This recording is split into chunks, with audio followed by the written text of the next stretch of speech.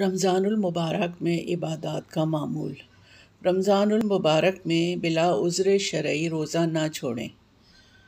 Number 2, अगर थोड़े से बीमार हैं तो कोशिश करें रोज़ा रखें क्योंकि रोज़े में शिफा है। नंबर 3, सहरी में जल्दी उठें और नमाज तहज्जुद का एहतमाम करें।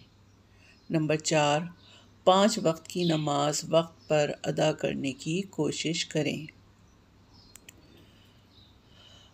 नंबर 5, कोशिश करके नमाज इशराक़ के नफिल ज़रूर अदा करें क्योंकि ये हमारे जिस्म के हर जोड़ का सदक़ा है।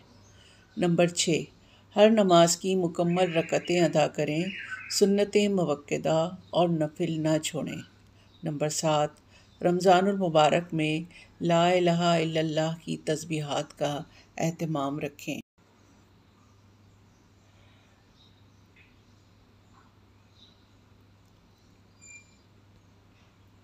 नंबर 8, दुरूद पाक की 3 तस्बीहात लाज़मी पढ़ें।